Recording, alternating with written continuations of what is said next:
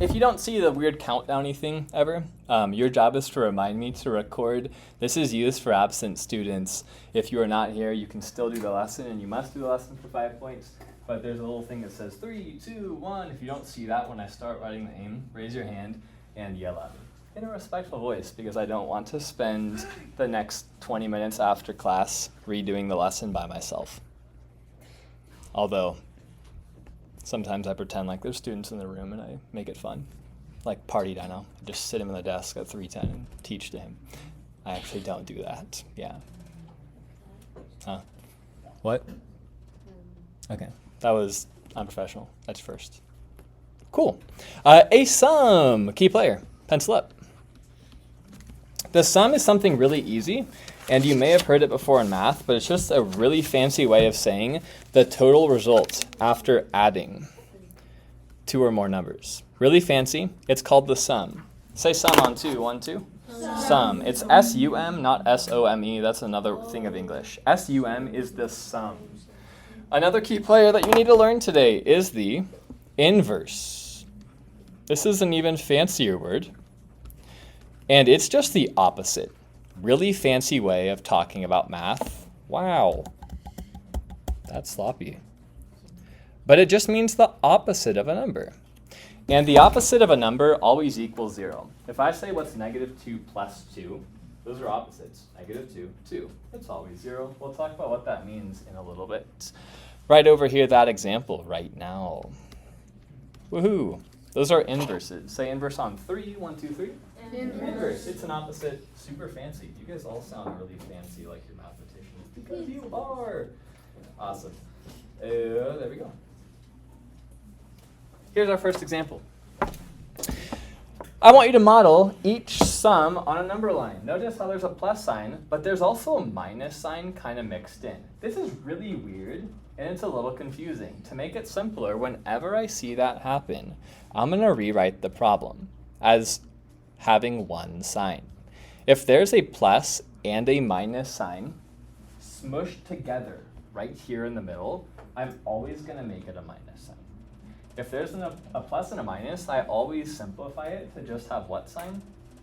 Minus. There's only a minus sign. I now have the problem 4 minus 3. In your head, you're probably like, oh, I can do that problem. But let's pause. I'm going to show you how to show it on a number line.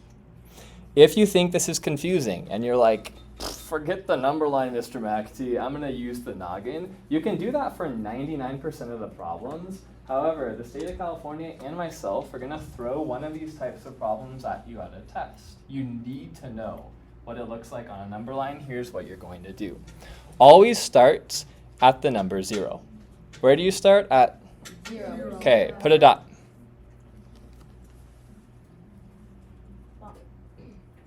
Row 4, can you see?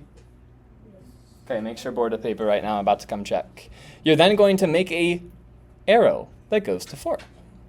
That was the 4 part of your problem. I am then going to put a dot above that 4, and I'm going to go to the left. It just told me to subtract 3.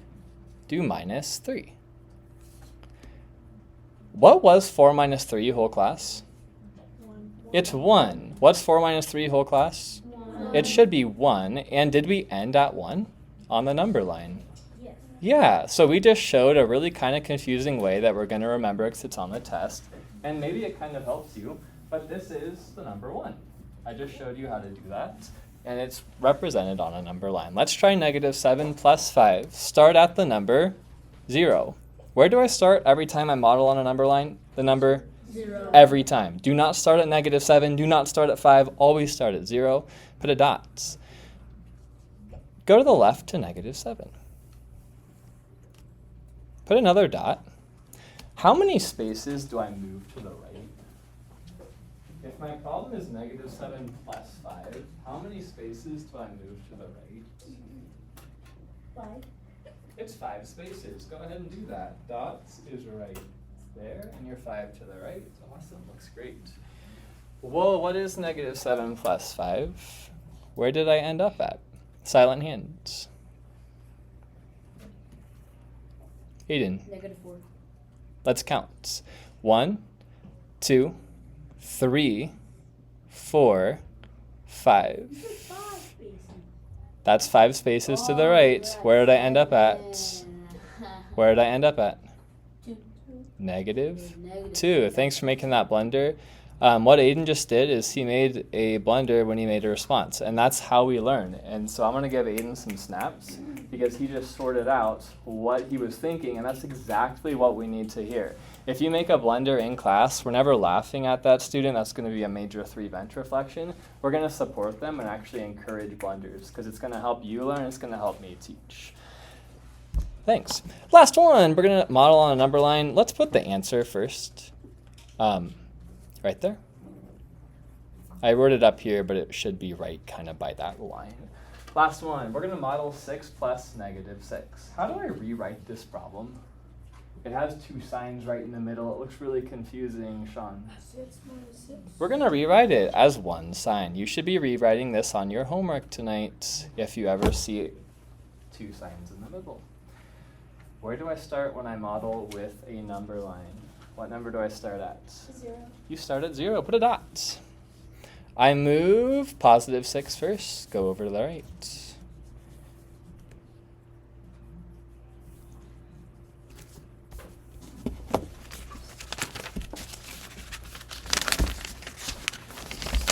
What do I do next? Henry. You go back 6.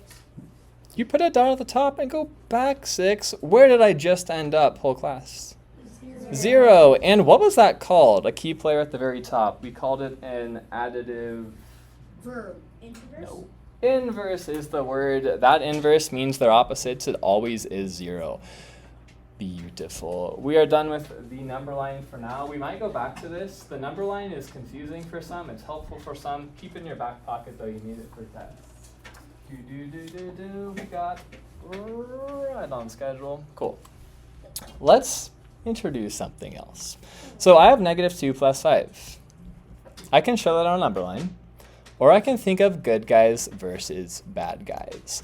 When I say good guys versus bad guys, here's what I mean. This problem isn't actually a math problem. It's a war. Negative 2 comes from over this direction and they run to the battlefield. Negative 2 is called a bad guy. They are groups of bad guys. We're going to label them with a dark circle. Put a dark circle there. Make a little sad face because they're evil and sad and like bad things. Very bad. They're bad. Bag? They're not bags. They could be evil bags, but they're bad. No, they can't be a bag because they would just die. The next group over here, they come in running from this direction, charge, and they're really happy. They're good guys. They love fighting. They love it all the time, and they're always smiling. They're an open circle. They love to fight and just share good things and happy thoughts and ice cream and unicorns. They're called good guys. And what you have right here is a battle between good and bad. You have negative 2, that's a bad guy. We're going to label that to the right and put 2 filled in dots. They go to war with 5 bad guys, and you're going to write 5 open dots. They fight because they're opposites. Watch what happens on the battlefield. The first bad guy meets the first good guy. They fight. They die. Let me do that in red to represent something that might be on a battlefield. Maybe ice cream that's strawberry flavored or Kool-Aid. Yummy stuff that's hydrating us. So they fight and they die. They're dead. Cross them out. These guys also fight. They die. Cross them out. Well, how many are left? Victorious on the battlefield, there are 3. Are they good or bad, whole class? Good. They're good guys. So we call this 3 positive. The answer is 3. 3 good guys, just 1. So my answer for negative 2 plus 5 is 3. I told you guys that you were done with number lines, but give me just like 20 more seconds of tolerance because I want to show you something really cool. If we showed the number line, do we get to the same answer? Start at 0 every time. Go negative 2 to the left. Row 4, board to paper. Go to the right. How many times? 5. 5 times to the right, label that with an arrow.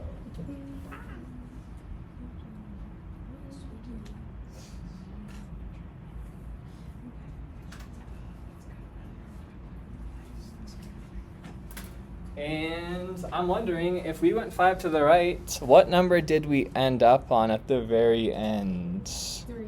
3. Thanks, Judah. And that is good news. Both ways work. I'm not going to have you use a number line very often. Only for like 1 or 2 problems on a test, I'll show you the number line and just see if you can do that. But if I told you, hey, what's 1076 minus 157? And I'm like, make a number line.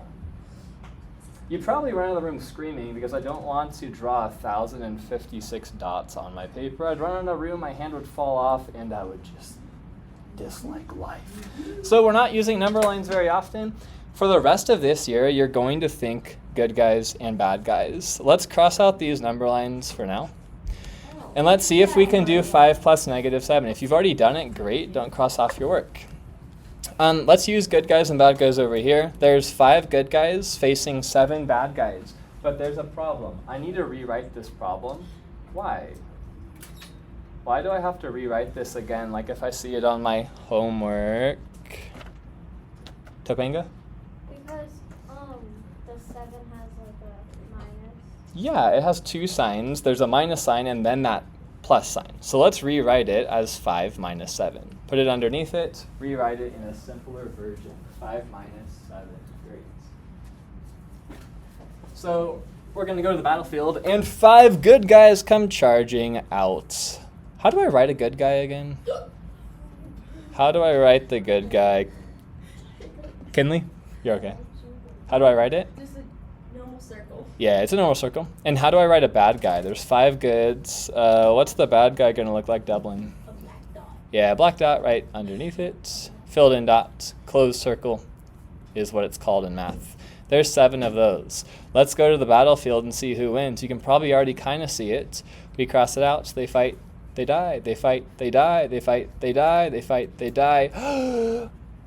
Who wins this war? Whole class. Bad guys. The bad guys won it. Wah, wah, wah, wah. And how many bad guys are left, Dublin? 2. So basically, the bigger numbers always win. Beautiful. That is exactly. Bad guys win, and they are negative. So this is a bad guy. He wins it by 2. The answer is -2. Last one. With dots. We have a 6. We have a -6. Let's see what happens. I have 6 good guys. 6 open dots. I have 6 bad guys. Fill them in. Some of you might already see what's going to happen in this war. Something very interesting happens. Brilliant. Thanks for pointing that to our attention. Let's do that right now. So once you write your dots, Ashton just brought up something brilliant. He said, hey, we need to rewrite that problem for credit. How do I rewrite 6 plus -6 again, Topanga? 6 minus 6. Beautiful. And that's going to be 6 good guys and 6 what? Bad guys. Bad guys. And if they go to the battlefield, what happened? They all died, meaning they tie. So if we cross them out, this is no one wins, no one loses. It's just kind of a tie, and it's a standoff. And the answer is what? 0. It's 0. So they fight, they die, they tie. It's 0. Question. Jenica? 5 minus 7. How come the 2 is negative? Beautiful. Let's go back to this one. So I'm staring at this, and I'm like, why did that become a -2? Well, I had 5 good guys. You agree with me? Okay. And how many bad guys did I have? 7. Okay. And if we had a war, 7 bad guys came, and they just crushed the good guys, but they lost some. How many bad guys are left? 2. And did you see the dark dots over here? So this dark dot means it has to be a negative sign because it's a bad guy and they win. The good guys can't win. Even though I really want them to, bad guys have to win that round. The bad guy was bigger. He was a 7. Bigger numbers always win. Great question, Jenica. I'm going to give you snaps for that because I saw some light bulbs go off when you asked that. Excellent. Let's move on. Number lines are cool. Dots are cool. I'm going to have you look at the last one. Negative 51 plus 23. So go to the very bottom of that page. I think is it next page? Yeah. Flip your page, go to the last problem. Right here is negative 51 plus 23. Can I do that on a number line? No, my hand's going to fall off in the right of the room screaming. Can I do that on this dot page? I might be able to. My hand will probably still fall off and I might scream. I can't get to my phone. I want you just to think. You can whisper talk to your partner. How might I do that problem? Go. Hello. That's too late. I need to open it. 3, 2, 1. Mr. McAfee? Go ahead. Go ahead. Nathan Schuster's leaving? Is Nathan in here? I don't have Nathan. Do I have Nathan? Nathan's right there. Nathan, I do have Nathan. I will send him over to the office. Thank you. Yes. Nathan, grab a homework page on your way out. You do not need to watch a video because you got 75% of it. But you did okay? Okay, you guys just turned in talks informally. I'm going to teach you that procedure next week. It's a important one. Why can't I do dots with this one? Or it's just kind of really hard, Topanga? It would just be way too much. It's like all over my page, just dots everywhere, and I'm getting confused when I'm like killing dots. So instead of doing that, I'm just thinking about it like this. Well, who wins the bigger number? Is good or bad gonna win? Bad guys are gonna win. And if bad guys win, how many of the bad guys do the good guys take away? 23. 23 of them. So I'm thinking in my head, this problem is actually just 51 minus 23. Watch how I show that. Down here, I'm going to put 51, and they're going to take away 23. The good guys fight, they try to win, but they're not going to do it. So they're taking away from the 51. And I'm going to borrow from the 5 and make a 4. Because 1 can't subtract from 3, I borrowed a 1. 11 minus 3 is 8. 4 minus 2 is 2. How many bad guys are left in the battlefield? Kinley? 28. There are 28 bad guys. So is my answer 28, Kinley? Yes. There are 28 bad guys. Negative 28. It should be a bad guy answer. The answer is negative 28. Beautiful job. That was the first time without dots. Here is our last bit of notes. Check your swag right now. Did I talk about swag yesterday? Flip to this page with Thanos, and then we're going to chat about swag. We already did, I think. Okay, I'm going to remind you again. This is a good guy, that's a bad guy. Swag, we're like maybe halfway through notes, or maybe at the very beginning, maybe at the very end. I might say something that says, check your swag. What that means is you're going to focus that in because this part of the notes is really important. When I say check your swag, if you're talking to someone around the room, you're going to stop talking, you're going to track the board, and you're just going to adjust your posture. Track me over here now. Okay. When I am like maybe 50 minutes, 40 minutes into the lesson, I might be sitting like this. I'm getting a little distracted. Mr. Mackey just said, check your swag. I'm going to do a few things. I'm going to sit up straight.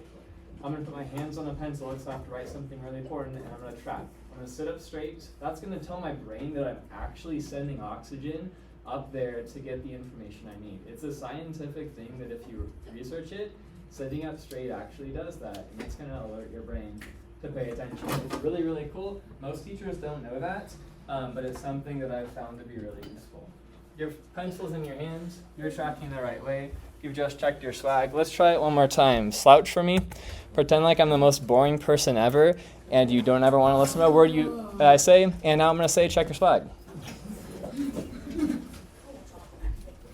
I liked most of that. One thing I'm going to fix is the noises in the words. It should be absolutely silent. Try it again.